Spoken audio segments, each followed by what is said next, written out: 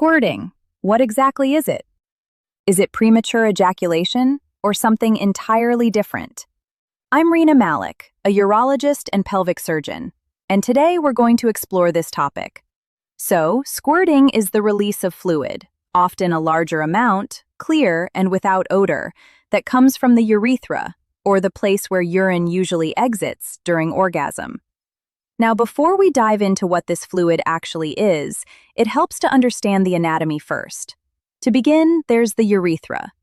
This is the tube that carries urine from the bladder out of the body, and it sits at the upper part of the vagina.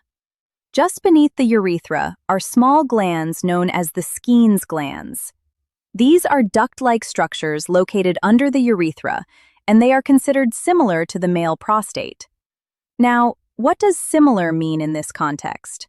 It means that both the male prostate and the female Skene's glands develop from the very same tissues during early growth before birth. Because of that shared origin, they have some overlapping functions. As a result, the Skene's glands produce a certain type of fluid. When scientists examine these glands under a microscope and test for something called PSA, or prostate-specific antigen test, a marker commonly used in prostate health, they find that PSA is present in these glands as well. This further supports the idea that they act somewhat like a female version of the prostate. Another key structure involved here is the clitoris. The clitoris is part of the vulva and is made of erectile tissue. In fact, it's the only organ in the human body that exists solely for pleasure. It sits above the urethra and is usually covered by a fold of skin, similar to how an uncircumcised penis has foreskin. But the clitoris is much more than what you see on the outside. It extends deep inside the pelvis and forms a wishbone-like shape, with its legs wrapping around the vagina. This matters because most women reach climax through stimulation of the clitoris. So, what happens during sexual arousal? The body produces several types of fluid. One is lubrication, which comes through the vaginal walls during arousal, helping make sexual activity more comfortable. In addition to that, there is also female ejaculate. Now, this is a fluid that comes specifically from those Skene's glands. It tends to be whitish in appearance and is usually present in very small amounts, just 1 or 2 drops. Then there's squirting. The idea here is that during arousal, the clitoris becomes filled with blood, much like the male penis does. During climax, the pressure created by the urethral sponge along with the fully engorged clitoris leads to fluid being released from the Skene's glands, which is what we refer to as female ejaculation. Now let's look at this from an anatomical perspective. The female prostate, or Skene's glands, typically weigh between 2.6 and 5.2 grams. In men, the prostate is about 5 times larger, with an average weight of around 23 grams. So, if we compare that to semen volume in males, only about 5% comes from sperm itself. Roughly 1/3 comes from the prostate, and the remainder is produced by the seminal vesicles. Even then, the total semen volume is usually around 5 cc at most.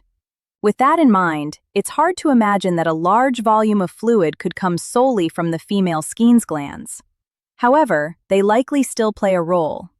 This is supported by findings from small studies where researchers analyzed the chemical makeup of squirting fluid. In those studies, they detected prostate-specific antigen test in the fluid, confirming that the Skene's glands do contribute to it. That brings us to the bladder. The next question is, could this fluid simply be urine coming from the bladder? After all, the fluid has to be stored somewhere before it is released in such a large amount. We do know that during orgasm, there are very strong muscular contractions, likely involving the pelvic floor muscles and possibly the bladder as well. These contractions may help push the fluid out with significant force. There aren't many structures in the body capable of generating that kind of pressure, which helps explain how such a noticeable release of fluid can occur.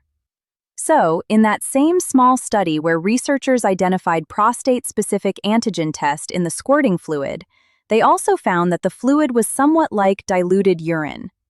It wasn't exactly urine. It contained much lower levels of urea and was overall very diluted. Another question that comes up is this.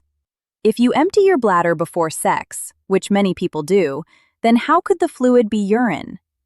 One explanation is that during sex, your blood pressure increases. As your body responds to sexual activity, certain hormones, like aldosterone, may be triggered. These hormones can influence how the kidneys filter fluid, potentially changing the composition of what enters the bladder, making it clearer and less odorous. Another perspective comes from an interview with Dr. Kamarick, who suggests that this could be related to stimulation and may lead to fluid being released in that way. There are also a couple of other studies that try to answer this question. In one study, researchers used ultrasound imaging. Participants had their bladders scanned before sex, showing a small amount of urine present. Then, after sexual activity and squirting, among individuals who experienced fluid release, they were scanned again, and the fluid in the bladder had disappeared. This suggested that the fluid might be coming from the bladder. In another study, 5 women who experienced fluid release during orgasm were involved. Researchers placed a dye called indigo carmine into the bladder, which turns urine blue. After stimulation and squirting, the fluid released appeared blue, again suggesting a connection to the bladder. However, these studies are very small. I've also heard from people who say they take medications that change urine color, like phenazopyridine, used for urinary tract infections, which can turn urine orange. And yet, their squirting fluid does not appear orange. Others report using methylene blue, where their urine turns blue, but the fluid released during squirting remains clear. So, what's the bottom line? Is squirting urine? The answer is not exactly. Does some of it come from the bladder? Likely yes. Does it also involve the Skene's glands? Yes. But it's not the same as typical urine. It's more diluted and has a different composition. Some people may also experience urine leakage, known as coital incontinence, while others do not. In the end, it doesn't really matter. Squirting is something that some people experience and others don't. And as always, remember to take care of yourself, because you matter.